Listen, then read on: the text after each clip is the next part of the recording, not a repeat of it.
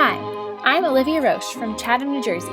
Some of you at EF might already know me, or at least my mom, because my Girl Scout troop and I went on the London to Lucerne trip in July. To say that this trip changed my life would honestly be the understatement of the year. I love seeing the sights in places like London, Paris, Adelboden, Lucerne, Florence, and Rome. But it wasn't just the classic tourist attractions that made an impact on me.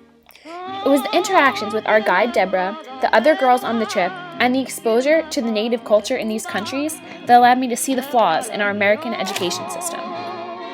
I was honestly saddened by the fact that a lot of Europeans are insulted that Americans don't try to learn about the culture of their country. Me and my friends tried to be culturally aware in each new place we went to, but it is hard to not think that something is bad if it's not the way it is at home. I believe the root of this problem can be traced back to the things we are taught in school, particularly in our history and language classes. I go to Chatham High School, and at my school, you only have to take a world language for 2 years in order to graduate.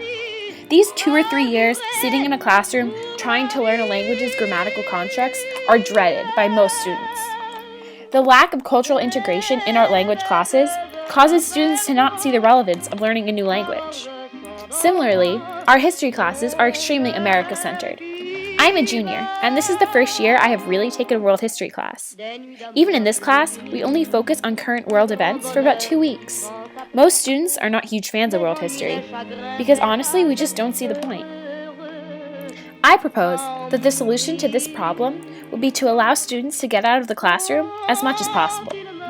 I'm not proposing that all students should go on an amazing European adventure like me, but America is considered to be a melting pot, and we can really be exposed to different cultures in our own backyards.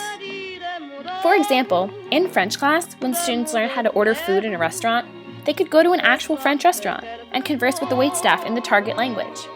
I also think that world history should become a bigger part of the curriculums in schools, and these world history classes should focus on how world events impacted the current government and culture in different countries. Our tour guide on our trip spoke 5 languages, and other people I have met from Europe also speak multiple languages. This is because Europeans are in close proximity to these other cultures, and learning the language of a neighboring country is a necessary part of the education system. This necessity to learn foreign languages needs to be integrated into American schools.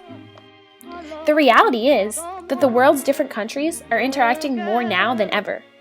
And if Americans don't begin integrating lessons of language and culture into the school systems, we could be, as a nation, left behind in this ever-advancing world. You guys are probably wondering why I would want to go to London, Paris, and Switzerland again if I just went last year. To be honest, that trip just scratched the surface for me. It was just a small taste of what it means to be a global citizen.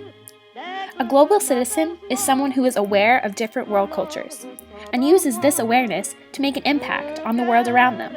In my life, I am actively working to become more accepting and culturally aware. If I were given the opportunity to go to Europe again, it would only help me to achieve my goal of eventually becoming a global citizen.